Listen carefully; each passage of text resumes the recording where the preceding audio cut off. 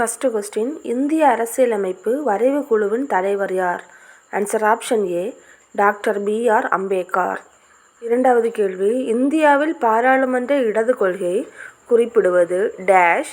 இது காலனித்துவத்திற்கு பிந்தைய சமூக, பொருளாதார மற்றும் அரசியல் வடிவமைப்பின் சித்தாந்தம். ஆன்சர் ஆப்ஷன் ஏ, திருத்தல்வாதம். மூன்றாவது கேள்வி, கூற்று ஏ, சட்டத்தின் ஆட்சி என்பது அரசு மற்றும் தனியார் நிறுவனங்களில் உள்ள அனைவரும் மற்றும் அரசு மற்றும் பிற நிறுவனங்களும் மக்களால் இயற்றப்பட்ட சட்டத்திற்கு பொறுப்பானவர்கள்.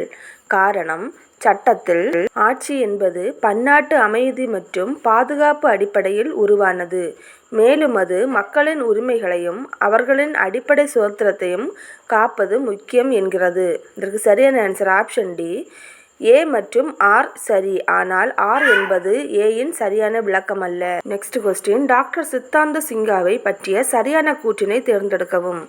1. அவர் இச்சபையின் மூத்த உறுப்பினராக தற்காலிக தலைவராக தேர்ந்தெடுக்கப்பட்டார். 2. அவர் இச்சபையின் துணைத் தலைவராக தேர்ந்தெடுக்கப்பட்டார். 3. அவர் இச்சபையின் தலைவராக தேர்ந்தெடுக்கப்பட்டார். அதுக்கு சரியான ஆன்சர் ஆப்ஷன் ஏ, 1 மட்டும் சரி. நெக்ஸ்ட் கொஸ்டின், இந்திய அரசியலமைப்பு நிர்ணய சபை முதல் கூட்டத்தில் தற்காலிக தலைவராக தேர்வு செய்யப்பட்டவர் யார்? ஆன்சர் ஆப்ஷன் பி, டாக்டர் சச்சிதானந்த சின்ஹா. நெக்ஸ்ட் கொஸ்டின், இந்திய அரசியலமைப்பின் குறிப்பிடப்பட்டுள்ள இந்தியாவின் பெயர் என்ன? ஆன்சர் ஆப்ஷன் பி, இந்தியா மற்றும் பாரதம். நெக்ஸ்ட் கொஸ்டின், பாராளுமன்ற முறை நிர்வாகிக்கு கொடுங்கோலாட்சி அளிப்பதற்கு வாய்ப்புகளை வழங்குகிறது என்று கூறியவர். Answer option A, H J. Laski. அடுத்த கேள்வி, இந்திய அரசியலமைப்பு ஏற்றுக்கொள்ளப்பட்டது. Answer option A, 26 November 1949. அடுத்த கேள்வி, அரசியலமைப்பு நிர்ணய சபையின் பிராந்திய அரசியலமைப்பு கமிட்டியின் தலைவராக இருந்தவர் யார்? Answer option D, Sardar Vallabhbhai Patel.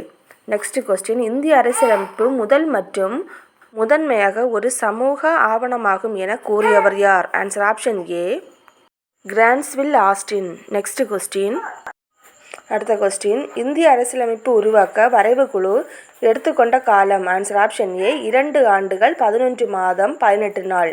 Next question, குடியரசு என்னும் பதம் முதலில் சொல்லப்பட்ட இடம். Answer option B, Rome. Next question, சட்டம் இயற்றும் அதிகார ஒப்படைப்பும் நிர்வாக நிர்பாயங்களும் புதிய சர்வாதிகாரத்தின் வெளிப்பாடு என்று கூறியவர் யார்? ஆன்சர் ஆப்ஷன் சி, வாட் ஹிவார்ட்.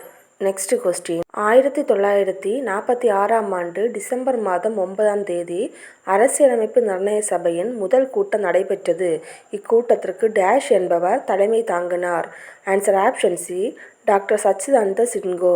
நெக்ஸ்ட் கொஸ்டின், சட்டத்தின் ஆட்சியை வடிவமைத்தவர் யார்? Answer option AV. Dicey. Next question, தேசிய கொடியின் வடிவமைப்பை இந்திய அரசியல் நிர்ணய சபையால் டேஷ் அன்று ஏற்றுக்கொள்ளப்பட்டது. Answer option B, 22 July 1947. Next question, 1. அரசியலமைப்பு சட்டம் என்பது சட்டமன்றங்களால் உருவாக்கப்பட்டதல்ல, மாறாக அம்மாற்றங்களுக்கான ஆதார மூலம் ஆகும். 2. பரன்முறைப்படுத்தப்பட்ட அரசாங்கம் என்பதன் மீதான நம்பிக்கை அரசமைப்பு சட்டத்திலிருந்தே மூழ்கி எழுந்தது. மேற்கண்ட கூற்றுகளில் எது சரி? ஆன்சர் ஆப்ஷன் சி, 1 மற்றும் 2 சரியே. நெக்ஸ்ட் கொஸ்டின், இந்திய அரசியலமைப்பு பற்றி கீழ்கண்டவற்றுள் எது உண்மை? ஆன்சர் ஆப்ஷன் ஏ, நவம்பர் 26, 1949 ஏற்றுக்கொள்ளப்பட்டு ஜனவரி 26, 1950 சட்டமாக்கப்பட்டது. நெக்ஸ்ட் கொஸ்டின், அரசியல் நிர்ணய சபையின் வரைவு குழு தலைவர். Answer option B, doctor B R. Ambedkar. அடுத்த கேள்வி, கீழ்கண்டவற்றுள் எது சட்டத்தின் கட்சி கிடையாது? ஆன்சர் ஆப்ஷன் டி, நீதி சமத்துவம். அடுத்த கேள்வி, இந்தியாவில் முதல் சட்ட அமைச்சராக பொறுப்பேற்றவர் யார்?